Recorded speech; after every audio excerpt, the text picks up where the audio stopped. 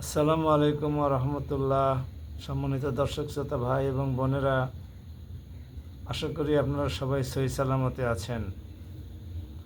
আপনারা শুনে খুশি হবেন যে ডাকসুর 15 জন নেতা নেত্রী চীন সফরের উদ্দেশ্যে ঢাকা ত্যাগ করেছেন।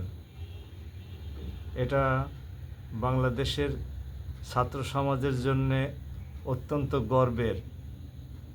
আমরা অতীতে এরকম দৃষ্টান্ত কোনো সময়ই দেখি নাই, বরং বিভিন্ন পাবলিক বিশ্ববিদ্যালয়ের সংসদ নেতৃবৃন্দ নিজেদের স্বার্থ উদ্ধারের জন্যেই প্রশাসনকে এবং অন্যান্য প্রতিষ্ঠানকে ব্যবহার করেছে।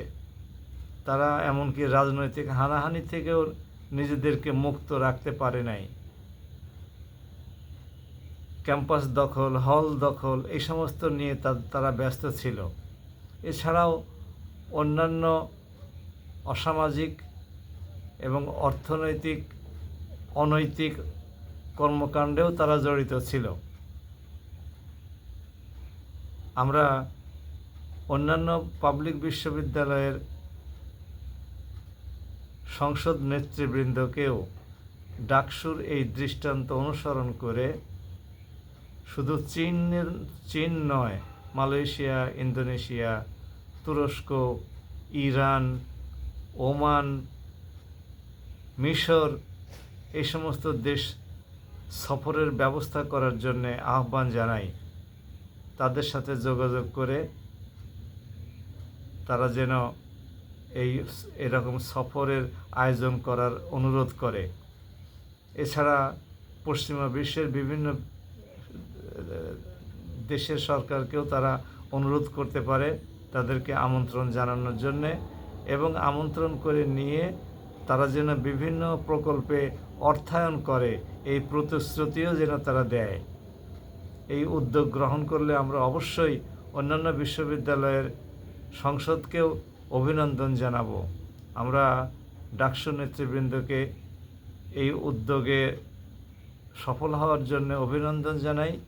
চীন সরকারকে আমরা ধন্যবাদ জ্ঞাপন করি এবং ডাকসু নেতৃবৃন্দের এই সফর যাতে করে সফল হয় সেই জন্যে প্রত্যাশা করি, কামনা করি। ডাকসু নেতৃবৃন্দ যেন চীন সরকারের কাছ থেকে ঢাকা বিশ্ববিদ্যালয়ের জন্যে বিভিন্ন উন্নয়ন প্রকল্পের অর্থ সংগ্রহ করতে সক্ষম হয়, যেমন একটি আধুনিক হাসপাতাল নির্মাণ, ছেলেদের এবং মেয়েদের জন্য কয়েকটি করে হল নির্মাণ, লাইব্রেরির উন্নয়ন, শিক্ষা ও গবেষণা খাতে আর্থিক সহায়তা, ঢাকা বিশ্ববিদ্যালয়ের শিক্ষার্থীদের চীনে বৃত্তি প্রদান, এই সমস্ত কাজে যেন চীন সরকার অর্থায়ন করে, এটি যেন ডাকসু নেতৃবৃন্দ নিশ্চিত করে আসে। আমরা ডাকসু নেতৃবৃন্দের সফল সফর এবং নিরাপদ প্রত্যাবর্তন কামনা করি। সবাই ভালো থাকুন।